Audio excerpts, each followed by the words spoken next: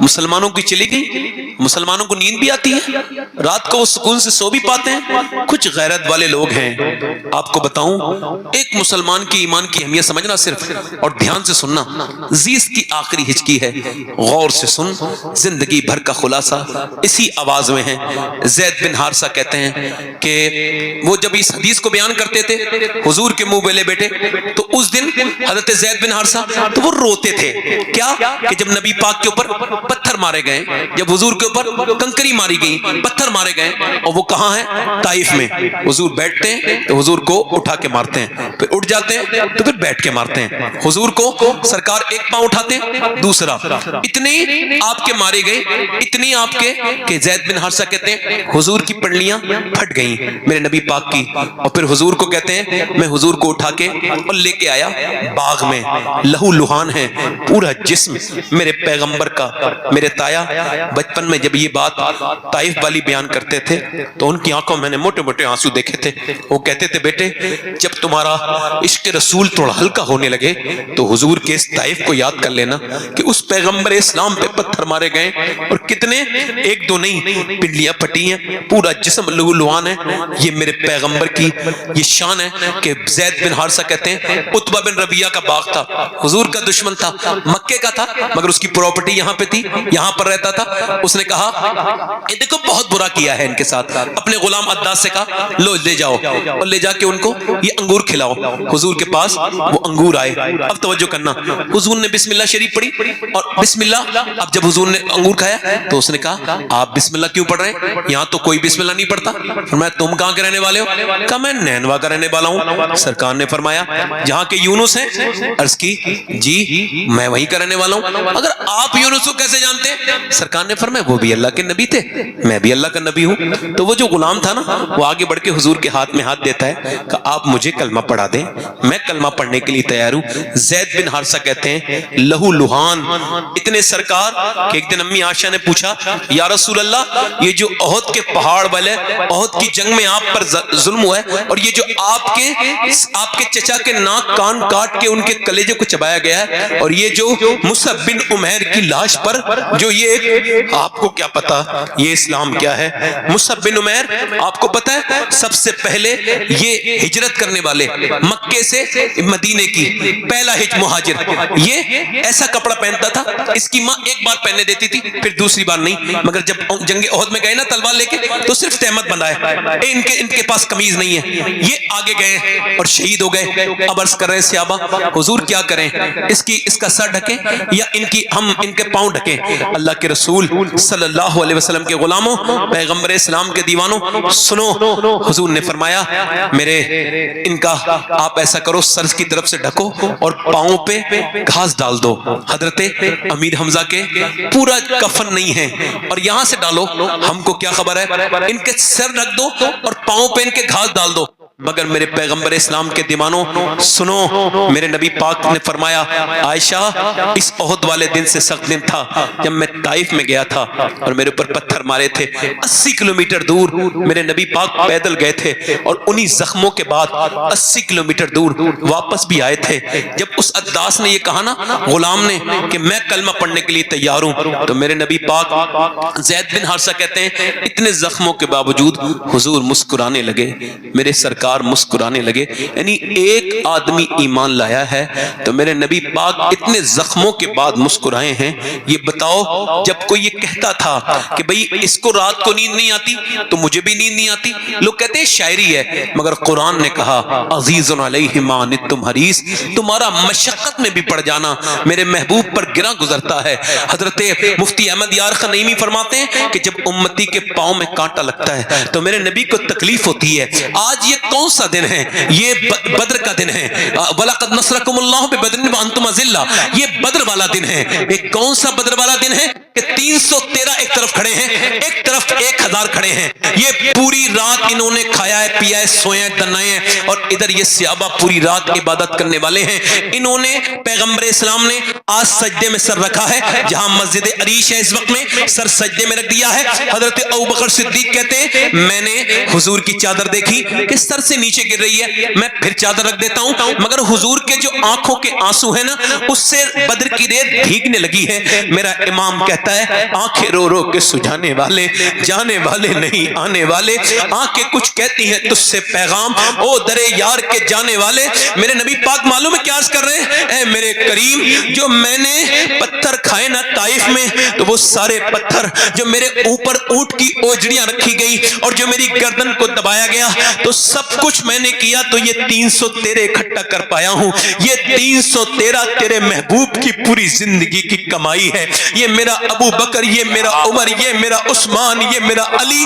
میرے مالک دیکھ ان پہ انہوں نے کھانا تک نہیں, انہوں نے صرف کھجور کی گٹھلی چوس کے روزے رکھے ہیں, ان کے پیٹ بالکل خالی ہیں. یہ دیکھ کیسے تیرے نام پر آئے ہیں. میرے مالک تیرے رسول کی یہ پوری زندگی کی کمائی ہے. اگر یہ 313 آج مٹ گئے تو دنیا میں تیرا نام لینے والا کوئی نہیں ہوگا. میں نے ساری تکلیفیں برداشت کر کے پیٹوں پہ پتھر باندھ کے میرے رب میں نے یہ تیار کیے ہیں, اگر آج یہ دنیا سے ختم ہو گئے تو قیامت تک تیرا کوئی نام لیوا نہیں ہوگا. حضرت ابوبکر صدیق کہتے ہیں حضور روتے رہے, بہت لمبا, اتنا لمبا سجدہ کبھی دیکھا نہیں. میرے نبی پاک نے سارا کام کر کے اپنا سجدہ کیا ہے, آپ سجدے کیوں نہیں کرتے؟ آپ کو کوئی دقت آئے تو آپ ادھر ادھر کیوں دیکھنے لگتے ہیں؟ آپ سجدہ کیوں نہیں کرتے؟ میرے نبی پاک نے سجدہ کیا ہے, وسجد وقترب, سجدہ کرو اللہ کے قریب ہو جاؤ. سجدہ کیا ہے میرے نبی نے. حضرت صحابہ کرام کہتے حضور قرض کرتے ہیں مالک میری مدد فرما, اپنے پیغمبر پہ کرم فرما. حضور جب روئے ہیں اللہ کا ایسا فضل ہوا ہے کہ حضور نے آنکھ سر اٹھایا ہے اور حضور مسکرائے ہیں. اچانک ایک کونے میں ہوا چلی ہے اور کچھ ریت اڑنے لگی. صحابہ کرام حضرت علی عرض کرتے یا رسول اللہ وہ کیسی ہوا چلی ہے؟ فرمایا ہوا نہیں چلی ہے, یہ لینڈنگ ہوئی ہے. یہاں پر جبرائیل اترے ہیں 500 فرشتوں کے لیے. فرمایا 500 فرشتوں کے لے کر کے جبرائیل اترے ہیں. پھر ادھر ہوا چلی ہے. فرمایا اب اسرافیل اترے ہیں ادھر 500 فرشتے لے کے. سرکار نے فرمایا مسلمانوں چلو. اب وہ مسلمان جن کے ہاتھوں میں کیا تھا؟ کھجور کی ڈنڈیاں. کہا حضور کچھ تو دیجئے, لڑیں گے کائے سے؟ کھجور کی ڈنڈیاں کاٹ کاٹ کے دے دیے. تیری تلوار, یہ تیری تلوار, یہ تیری تلوار. جسے حضور تلوار کہہ دے خدا کی قسم کائنات کی کوئی چیز تلوار سے ہرا نہیں سکتی. فرمایا یہ تیری تلوار ہے, یہ تیری تلوار ہے, یہ تیری تلوار ہے. میرے نبی پاک کے غلاموں, یہ میرے رسول کے غلام چلے اور تاریخ گواہ ہے اسلام کی کہ ان بھوکے صحابہ کرام نے, وہ جو روزے سے تھے, ان صحابہ کرام نے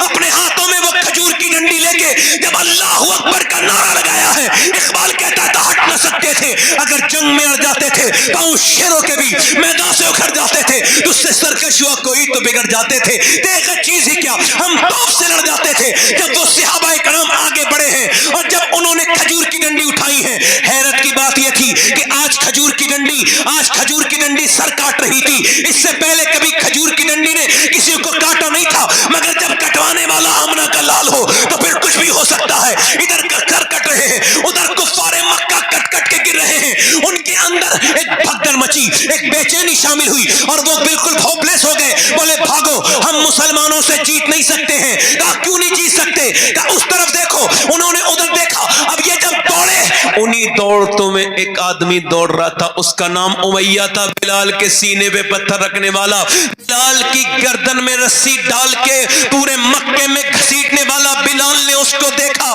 بلال اس کے پیچھے بھاگے. وہ موٹا تھا, زیادہ دیر بھاگ نہ سکا. بلال نے جا کر کے اس کے منہ پہ گھوسا مارا, وہ زمین پہ گرا. بلال کو دیکھنے لگا. بلال نے کہا میں دیکھتا کیا ہے؟ یہ بلال کا گھوسا نہیں ہے, یہ تو اسلام کا گھوسا کفر کے منہ پہ لگا ہے.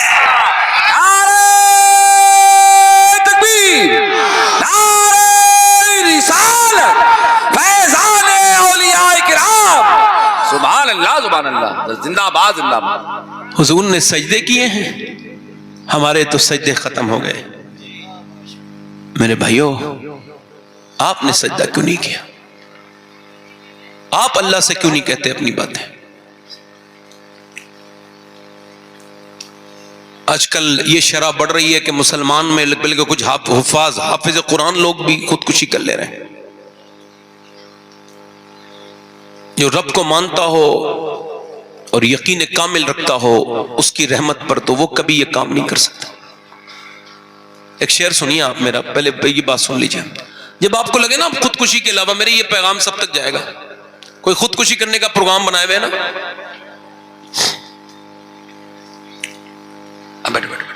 بیٹھ جاؤ۔ جب خودکشی کا کوئی پروگرام بنا لے نا کہ آپ کوئی صورت ہی نہیں ہے، ڈپریشن کا بہت ہائی لیول ہے، کوئی صورت نظر نہیں آ رہی، ایک علاج بتا رہا ہوں۔ جب لگے نا خودکشی اب کوئی، تو اسے کرنی تو ہے ہی، اس سے پہلے میری ایک بات سن لے وہ، اور ایک بار اگر مسلمان ہے تو ٹرائی کر لے ایک بار، اس کے بعد خودکشی اس کی مرضی ہے، کرے نہ کرے۔ اس کو اسلام تو بہت برا سمجھتا ہے، اس کو یہ خودکشی بری چیز ہے، بہت سخت اس پہ عذاب ہے، جیسے کرے گا ویسی عذاب ملے گا قیامت تک۔ مگر اگر کوئی صورت نہ ملے تو ایک صورت ہے کہ بس خودکشی کرنے سے پہلے، بس اگر کرنی تو ہے ہی، تجھے کرنا تو جانا ہے، تو پھر سن، بس ایک بار وضو کر لے اور پھر 2 رکعت نماز پڑھ اور سجدے میں جا کے پھوٹ پھوٹ کے رو لے اور اس سے کہہ دے مالک دنیا نے چھوڑ دیا ہے، تو 70 ماؤں سے زیادہ مہربان ہے، میرے کریم مجھے اس ڈپریشن سے تو نکال سکتا ہے، کوئی صورت نظر نہیں آ رہی، اب مجھ پہ کرم کر دے، اور اتنا رو لے ایک بار دل سے، دل کھول کے پھوٹ پھوٹ کے جتنا رونا ہے اس رب سے۔ جب وہ کہتا ہے بندہ، جب ایک بار کہتا ہے میرے رب، تو اللہ 70 بار کہتا ہے ہاں میرے بندے۔ آپ کو معلوم ہے ایک گانا گانے والا آدمی ہے، ذرا دھیان سے سننا، گانا گاتا ہے مدینے میں، اس کی آواز خراب ہو گئی تو جنت البقیع میں پیڑ کے نیچے بیٹھا ہے اور کہہ رہا ہے یا اللہ جب تک آواز اچھی تھی لوگ کھانے کو دیتے تھے، بھوکا ہوں میرے مالک، کھانا نہیں کھایا 3 دن سے، میں بہت بھوک لگی ہے، میرے رب مجھے کھانا دے دے، کھانا دے دے۔ حضرت عمر سو رہے تھے، اللہ نے خواب میں ان کو یہ حاطف غیب سے آواز آئی، اے عمر جا میرا بندہ کھانا مانگ رہا ہے، اسے روٹی دے کے آ، جا۔ عمر فاروق اعظم اٹھے اور جا کر کے پہنچے تو دیکھا جنت البقیع بیٹھا ہے، حضرت عمر دوڑتے ہوئے گئے، بھاگتے ہوئے گئے، اس نے دیکھا عمر مجھے پکڑنے آ رہے ہیں، بھاگنے لگے، عمر مجھے معاف کر دو، بھاگنے لگے۔ حضرت عمر کہا ٹھہر جا ٹھہر جا ٹھہر جا، میں خود نہیں آیا ہوں، ذرا ٹھہر جا، مجھے بھیجا گیا ہے۔ کہا کس نے بھیجا ہے؟ کہا میرے رب نے بھیجا ہے، اور کہا ہے عمر جا میرا بندہ بھوکا ہے، اس سے وہ کھانا طلب کر رہا ہے، اسے کھانا دیکھو، کیا مانگا ہے؟ کھانا مانگا ہے، کتنا کریم ہے وہ، ایک بار اس سے کہہ کے تو دیکھو کہ مالک میں تیرے ہی بندہ ہوں، سلنڈر کر کے دیکھو، بہت گناہ کر لیے، اس سے کہو مالک کہ ہم کو معاف کر دے۔ میرا ایمان یہ ہے ایک سجدہ تیرا مکمل نہیں ہوگا کہ تیرے دل سے یہ دل خیال نکال جائے گا اور تجھے رب کرم کر دے گا، کیونکہ ایسا ہو نہیں سکتا کہ کوئی رب کو پکارے اور رب اس کے کام پہ اس کے کام نہ۔ بہت اچھا میاں، بہت اچھا، زندہ باد زندہ باد، سبحان اللہ سبحان اللہ سبحان اللہ۔ مگر اب ہم نے اس طرف کہاں دیکھا ہے؟ سجدوں سے ہم دور ہیں، بہت دور ہیں میرے بھائیوں، سجدوں سے بہت دور، بس دنیا داری میں لگے ہوئے ہیں۔ یاد رکھنا یہ موت ساری دنیا داری نکال دے گی۔ آج کے بعد میری ایک بات یاد رکھنا، بس یہ ایک بات، جب بھی کوئی دقت پریشانی ہو تو کسی کے سامنے نہیں رونا ہے، بس کہاں مولانا روم لکھتے ہیں ایک بادشاہ تھا، شوقین تھا شکار کا، یہاں بھی کچھ لوگ بیٹھے ہوں گے شکار کے، اچھا شکار کے جو لوگ شوقین ہوتے ہیں شکار کے وقت میں پاگل ہو جاتے ہیں تقریباً، وہ یاد ہی نہیں رکھتے میں کہاں پہنچ گیا ہوں، کون سا جنگل آ گیا ہے، بس شکار کے پیچھے پیچھے پیچھے پیچھے، او بالکل، اب وہ پاگل وہ چلا گیا بڑا دور، اپنے فوجیوں سے ہٹ گیا، اس کی فوجی اسے ڈھونڈ رہے ہیں، مل نہیں رہے، وہ پیاس کے ایک صحرا میں چلا گیا، اس کے پاؤں، اس کی گھوڑے کی جو پاؤں ہیں اس میں بچھو نے کاٹا ہے، مر گیا گھوڑا، اب یہ بغیر سر و سامان کے، اے اللہ مجھے بچا لے، میں یہاں ریت والی موت صحرا کی نہیں مرنا چاہتا، مجھے کچھ کام کرنا ہے دین کا، مجھے چھوڑ دے۔ تھا تو نیک آدمی مگر پھنس گیا، اب جب پھنسا اللہ کا کرم ایسا ہوا، ہلکی سی آنکھ لگی ہے تو بالکل سامنے ایک جھوپڑی نظر آئی، وہ جھوپڑی میں گیا اور جا کر کے اس نے کہا مجھے پیاس لگی ہے، اور بالکل زبان سوکھ کے کاٹا تھی، موت کے قریب تھا، پیاس پانی ملے گا، ایک بابا بیٹھا تھا دیہاتی، کہا لے پی لے، اس نے 3 گلاس پانی پانی ایک ساتھ پیا اور پھر مطمئن ہو کے بولا میں بادشاہ ہوں، یعنی بھوکا تھا پہلے تو یہ یاد نہیں آیا بادشاہ ہوں، ٹھیک ہے. اس نے بڑی بے توجہ سے کیا ہوگا بادشاہ، کہا یہ میری انگوٹھی لے لے، کبھی تجھے کوئی کام آئے تو یہ انگوٹھی لے کے آ جانا، تجھے کوئی روکے گا نہیں، بنا روکے تجھے لوگ مجھ تک پہنچا دیں گے. کہا ٹھیک ہے. اچھا 2-3 سال کے بعد کوئی کام آیا، اس نے کہا انگوٹھی بیچوں. سیدھے سادی بات پہلے سوچی کہ بھئی انگوٹھی بیچ لوں، پھر کیا پتا کتنی مہنگی ہوگی، انگوٹھی نہیں بیچتا ہوں بلکہ میں یہ کرتا ہوں بھائی کہ اس کے پاس چلا جاتا ہوں. بادشاہ کے محل میں پہنچ گیا اور محل میں جانے کے بعد بادشاہ کے اس نے جا کر کے آواز دی اور اس کی انگوٹھی دیکھی، VIP پروٹیکشن ملا. اندر گیا ایک دم بادشاہ کے مین گیسٹ بن گیا، چیف گیسٹ بن گیا. ایک دم کس نے اس کو روکا، بغیر روک ٹوک کے اندر کمرے میں جا کے دیکھا بادشاہ سجدے میں رو رہا ہے. یہ قریب گیا واپس ہو گیا. بادشاہ نے آواز دی کون آیا تھا؟ اس نے سلام پہننے کے بعد کہا فوجیوں نے کہا ایک آدمی آیا تھا، پکڑ کے لاؤ. کہا کیوں آئے تھے، کون ہو؟ کہا حضور یہ انگوٹھی. ہاں پہچان لیا، ایک تو نے میری جان بچائی. بولو کیا بات ہے، کیا مسئلہ ہے تمہیں؟ ہاں کوئی پریشانی آئی تھی، سوچا آپ کو بتاؤں. کہا پھر واپس کیوں ہو گئے؟ کہا لمبا سفر طے کر کے آیا، مگر جب آپ کو دیکھا تو آپ بھی کسی کے سامنے رو رہے تھے، تو میں نے سوچا اس کے سامنے کیوں رو جو کسی اور کے سامنے رو رہا ہے، اس کے سامنے نہ رو جہاں بادشاہ بھی روتے ہیں. تکبیر، نعرہ رسالت، مسلک اعلی حضرت حضور سید شفاعت میاں سائی قبلہ زندہ باد. میاں بہت بڑا سبحان اللہ لاجواب. میرے بھائی کب تم سجدہ کرو گے؟ کوئی ایٹم بم اتنی طاقت نہیں رکھتا جتنا ایک مومن کا سجدہ طاقت رکھتا ہے نا. اچھا میری طرف دیکھیں آپ، یہ جو بچے جو بزدل بنتے ہیں ان کو کون بناتا ہے بزدل؟ اچھا پہلے تو سن لیجیے آپ، یہ بچے جیسے جھوٹ بچہ بولنا سیکھتا ہے تو اس کو کون سکھاتا ہے؟ معلوم ہے آپ کو؟ معلوم؟ نیچر فطرت کے اعتبار سے بچہ بڑی اچھی چیز ہے. اب جیسے یہ میرا بچہ ہے، اب یہ ہے، بیٹھ جاؤ بیٹے بیٹھ جاؤ، اس کو ذرا پہنچا دو، تفریح نہیں کرنے دے رہے، جاؤ امی کے پاس جاؤ، لے جاؤ. میں کیا عرض کر رہا تھا آپ سے، اب وہ بچہ ایک کمرے میں اندر بیٹھا ہے. یہ سائیکولوجی سمجھ لیجیے تھوڑی سی. دیکھو جو لوگ یہ اٹھ کے بیٹھ رہے ہیں، بیٹھ کے اٹھ رہے ہیں، ان سے گزارش کرتا ہوں کہ آپ یا تو بیٹھ جائیے یا تو اٹھ ہی جائیے اور تھوڑی دیر بیٹھ کے سن لیجیے آپ تھوڑا سا. ایک دو لوگ ایسے جو حرکت کر رہے ہیں اس طرح کی، بیٹھ جائیں. بچہ کمرے میں ہے، اب وہ جھوٹ بولنا نہیں سیکھا ہے ابھی تک، سیکھے گا مستقبل میں چونکہ ماں باپ جھوٹے. اب جب اس سے کچھ شیشے کا سامان کچھ ٹوٹا ہے جو بڑا ضروری تھا تو اماں کو خبر آئی ہے کوئی دھماکہ ہوا ہے، اندر گئی ماں، کس نے توڑا ہے؟ اب بچہ جھوٹ بولنا کب جانتا ہے؟ میں نے توڑا ہے. باپ آیا، ماں نے باپ کے سامنے ایک دل زور سے تھپڑ اس کے منہ میں مارا. اس کو پہلے تو یہی سمجھ نہیں آیا مارا کیوں ہے.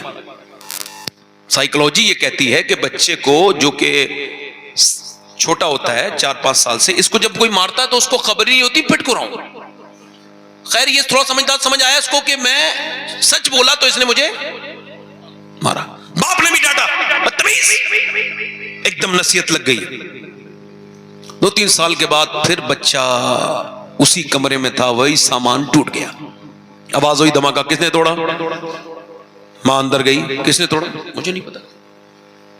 کہا تمہارے علاوہ تو کوئی نہیں ہے؟ کہا کوئی جنگلے میں سے کوئی آ گیا ہوگا، کوئی پرندہ رندہ، مجھے تو نہیں پتا، یہ ونڈو کھلی ہے، مجھے نہیں پتا اماں.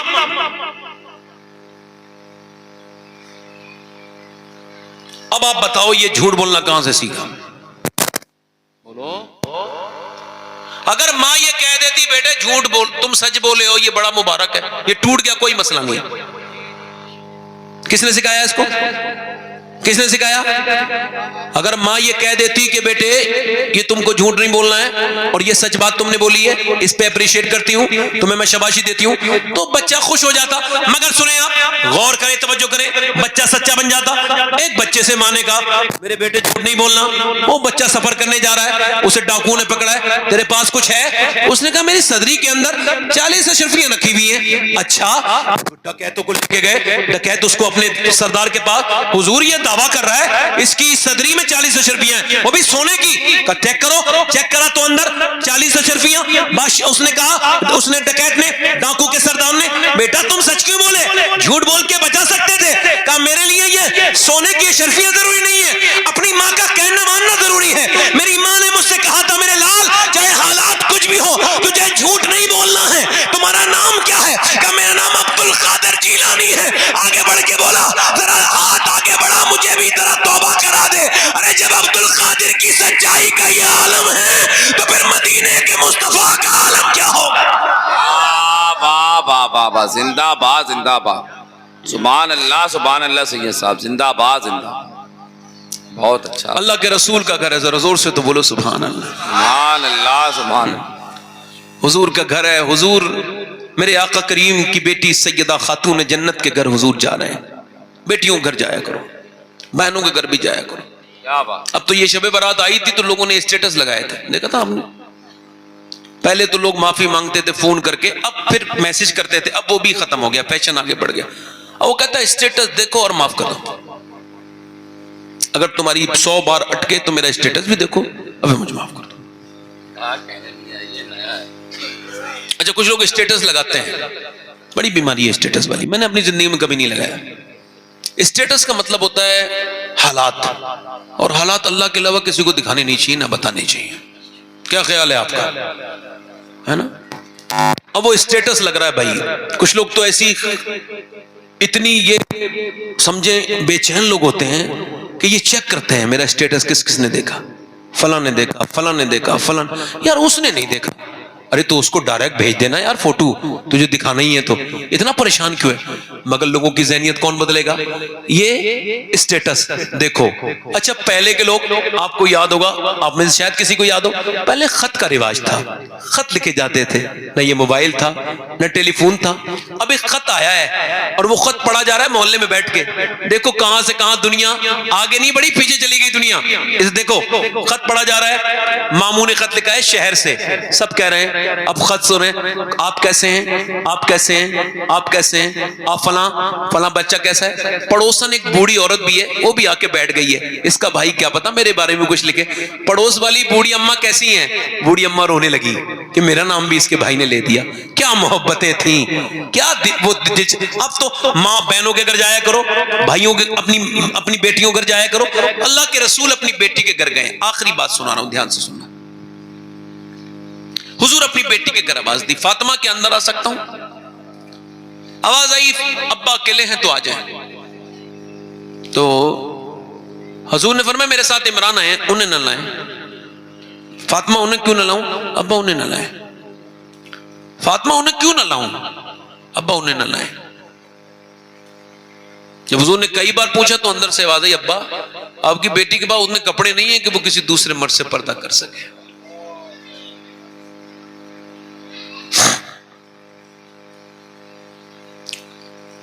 اور حضور نے پھر اندر چادر بھجوائی اور حضور پھر خود اندر گئے. آواز دی, دیکھا تو پورا چہرہ پیلا ہے اور آنکھوں میں گڈھے پڑے ہوئے ہیں, گڈھے پڑے ہوئے, عرف عام میں گڈھے کہتے ہیں.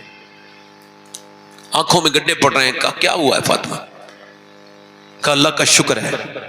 میری بیٹی بتانا, آج تو بیٹی آ کے پہلے فون پہ بتا دیتی ہے, اگر اس کی مرضی کا سوٹ نہ ملے نا تو اسی پہ جھگڑا ہو جاتا ہے.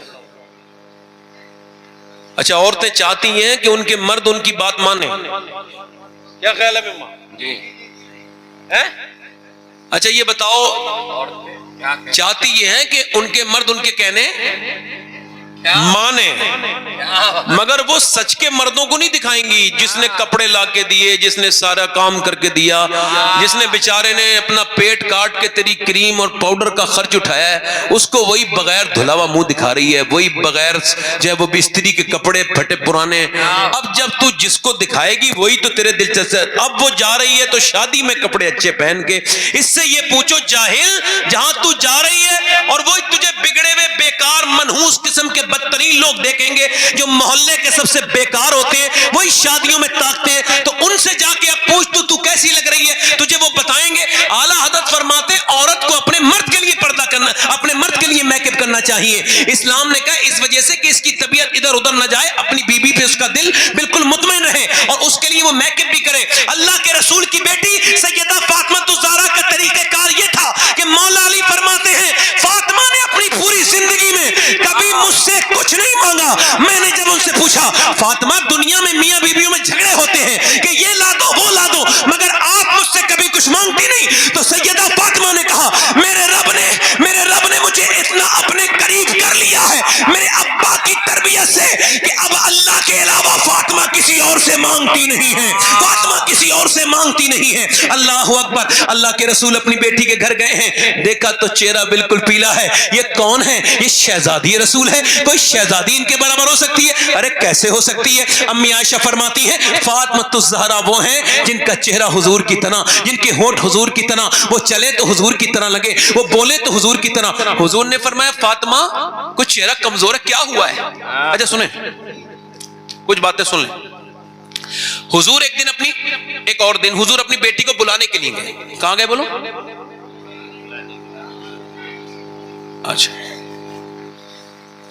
तो हुजूर अंदर गए तो सैयदा ने कहा जी अब्बा तशरीफ लाएं। तो कहा फातिमा मैं बुलाने आया हूं आपको, चलें? बहुत अच्छी बात। कहेंगे नहीं जाऊंगी। अब्बा मैं कहा फातिमा क्यों? कहा मेरे सरताज अली जो घर पे नहीं है, अल्लाह, पहले उनकी इजाजत लूंगी। क्या बात है, क्या बात है, पहले उनकी इजाजत, वाह, पहले उनकी इजाजत लेना है। उसके बाद अल्लाह अकबर। अच्छा हुजूर को नाराज होना चाहिए था यार, अली की क्या, मेरे सामने क्या अली, मैं वैसे भी हुजूर के सामने अली क्या है, कोई कुछ नहीं। वो जो न थे तो कुछ न था, हाँ, और वो जो न हो तो कुछ न हो। क्या बात।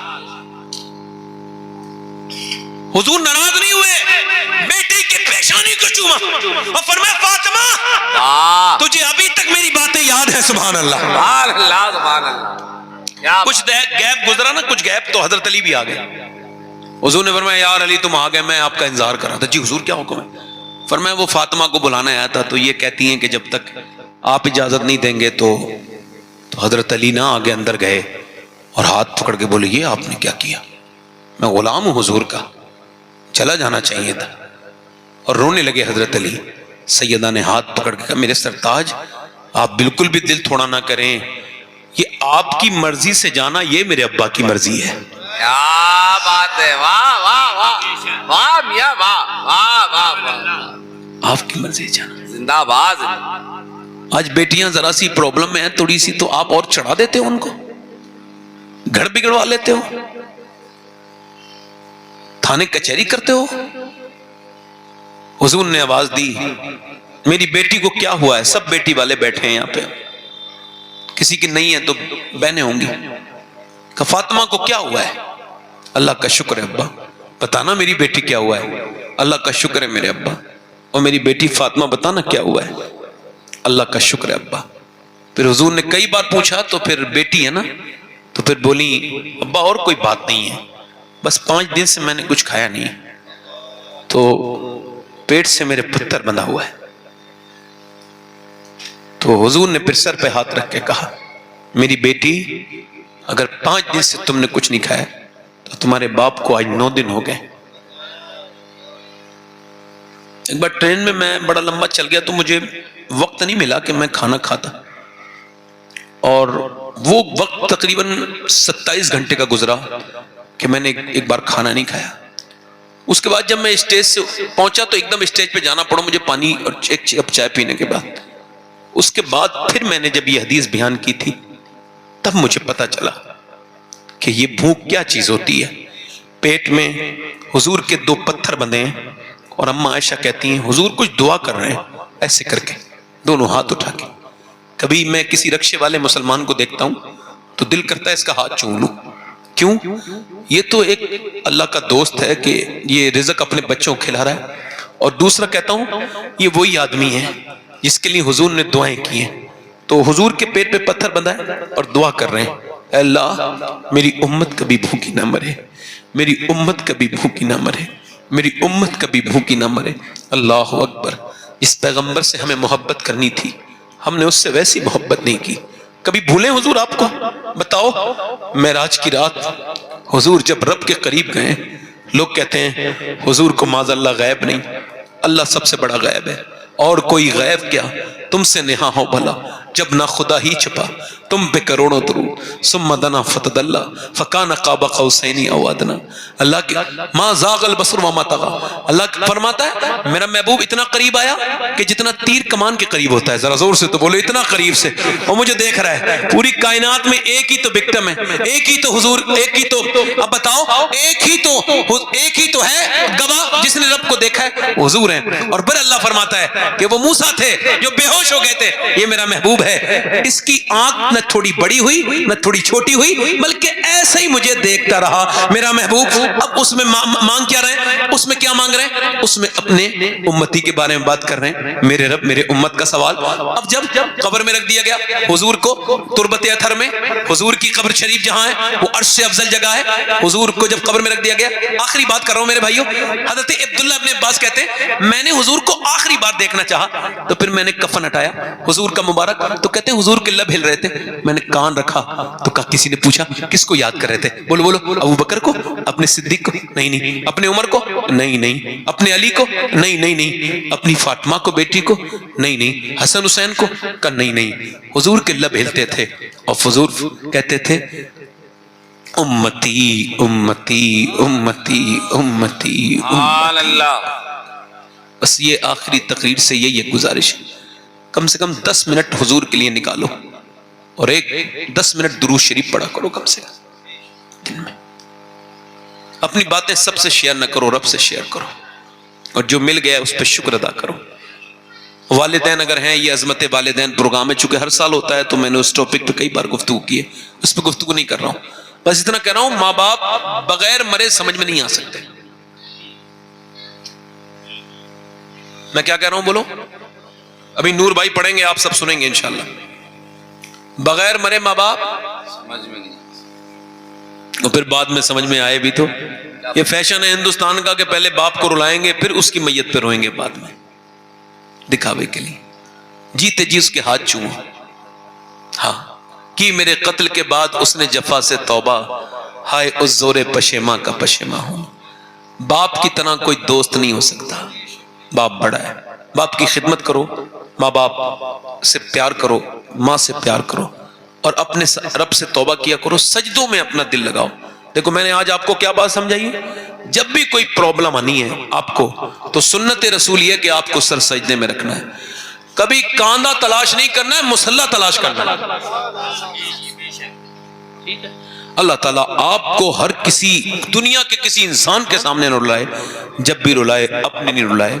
یوں ہی آباد رہے گی یہ دنیا، ہم نہ ہوں گے تو کوئی ہمسا ہوگا، کوئی گل باقی رہے گا نہ چمن رہ جائے گا، پر رسول اللہ کا دین حسن رہ جائے گا۔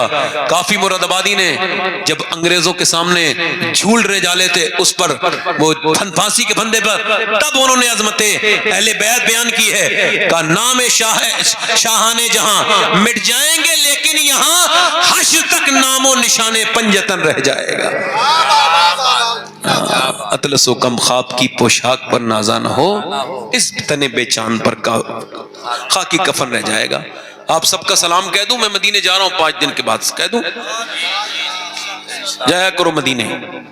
یہ اللہ کا شکر ہے میرا بیٹا یہ یحییٰ یہ 3ری بار جا رہا ہے، یہ اس معاملے میں مجھ سے بڑا ہے کہ میں نے 27 سال کی عمر میں دیکھا تھا مدینہ، اور اس نے 6-7 سال کی عمر میں مدینہ دیکھ لی، اور 3ری بار حضور اسے بلا رہے ہیں۔ میں یہ چاہتا ہوں کہ پوری دنیا مدینے والے کی دیوانی ہو جائے۔ کیا بات ہے، آمین آمین اللہم آمین۔ یہ جھگڑے ہمارے یہاں سے ختم ہونے چاہیے، سلام دعا کرا کرو، کسی مومن کو نہ چھوڑو، سلام کرو۔ سلام ایسی چیز ہے، بابا فرید الدین گنج شکر فرماتے ہیں تم سلام کرو، سلام کرو، بس تمہارے سلام سے وہ برکتیں ہوں گی۔ میں گزارش کرتا ہوں کہ اب ہمارے عمران برکاتی بھائی سے کہ قاری غلام نور مجسم صاحب کی وہ اعلان کریں، چونکہ وقت بڑا ہو گیا ہے، ان کو چھپرا جانا ہے۔ اللہ تعالیٰ ان پر فضل فرمائے، توبہ کریں، استغفر اللہ ربی من کل ذنب و اتوب الیہ، پڑھی